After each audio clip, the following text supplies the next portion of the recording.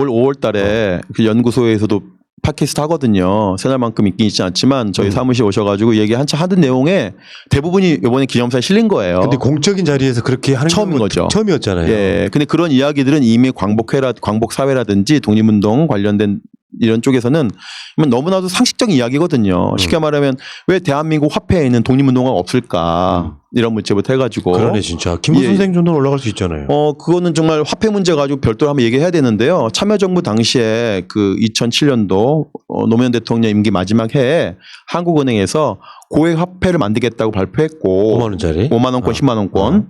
10만 원권에는 김구를 넣겠다고 발표했습니다. 예. 그런데 지났죠. 2, 3개월이 지나니까 정권이 바뀌었죠. MB로. 그거를 슬그머니 없애더라고요. 헐. 예, 이런 걸 사람들이 잘 몰라요. 이게 아주 중요한 포인트거든요. 노무현 대통령은 그래도 임기 마지막 해에 중요한 역할을 저는 하고 가셨다고 생각해요. 근데 MB 때 들어와서 뭘 했냐면 건국의 아버지 이승만 살리기를 했거든요.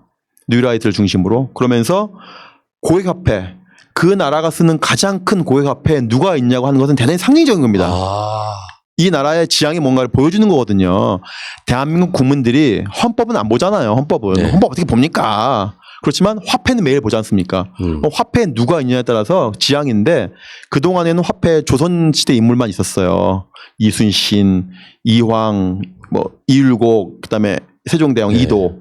그러니까 조선시대 20남자만 있는 거 아닙니까? 4명 다. 그래서 어떻게 조선시대 20남자만 있냐. 독립운동 하나 넣어야 되는 거 아니냐라고 하는 국민적 공감도 있었고 마침 고액 화폐 나왔을 때 당연히 국민 여론조사를 통해서 압도적 1위가 김구 선생이셨기 때문에 1위에 김구 넣는다고 제가 발표한 게 아니라 그 당시 2007년도 한국은행 보도자료에 나온 얘기거든요. 그런데 어느 순간 왜 10만 원권을 만든지 안다는 아무 이유 없이 지금도 안 만들어주고 있는 거죠. 야, 네. 마음 아프다 진짜. 이것도 역사의 왜곡입니다. 어떻게 보면. 이것도 사실은 우리가 좀 관심 가져야 될 부분이에요.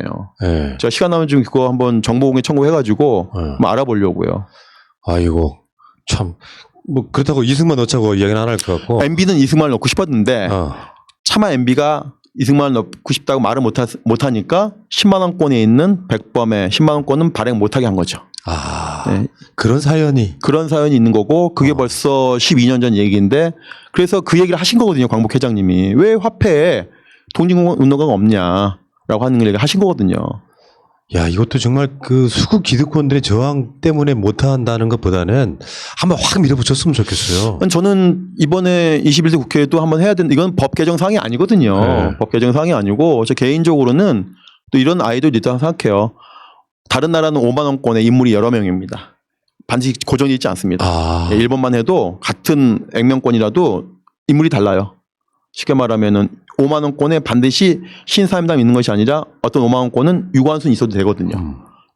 그래서 윤통성에게 파악하면 되겠다라는 생각이 들고요.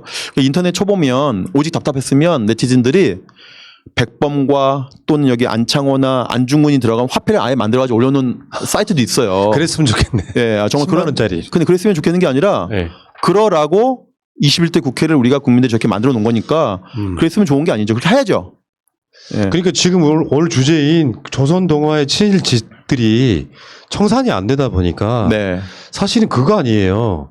실제로 독립운동의 주류는 김구였고 실제로 해방되고 나서 김구 자체가 대통령이 될 줄 알고 있던 사람들이 이승만이 미국에서 거의 혼자 뛰다시피 얘들 들어와서 자기 기반이 없다 보니 결국 친일파들 그대로 등용하면서 우리 역사가 또 왜곡돼 버린 거죠. 그렇습니다. 그래서 저는 그 과정을 사전 선거운동이라고 보는데요. 그 똑같이 중경 임시정부가 있었지 않습니까? 역시 미국에 비행기 타고 오셨습니다. 마찬가지로 태평양 건너서 미국 비행기 타고 왔죠. 이승만이. 가깝기로 따지면 당연히 중경이 가깝죠. 그런데 미 군정은 가장 멀리 있는 이승만을 먼저 들여보냅니까? 한국에. 그다음에 이제 뒤늦게 김구 선생 일행을 들여보내는 거죠. 쉽게 말하면 이게 저는 사전 선거운동 시킨 거다. 미 군정이. 불공정 게임을 시킨 거다라고 보는 거죠. 자, 어쨌든 조선이나 동아 입장에서는 이제 자신의 사주들이 친일로 평가받는 것은 굉장히 치욕적인 거잖아요. 근데 저는 제가 만약에 이 상황이라면 인정하고 국민들께 사죄하고 그러면서 역사는 그런 식으로 반복시키면 안 되는데 계속 숨기려고 하다 보니까 똑같은 듯이 계속 반복되는 네. 그러면서도 밖에 나가는 민족 정론 이렇게 걸어놓는 사태가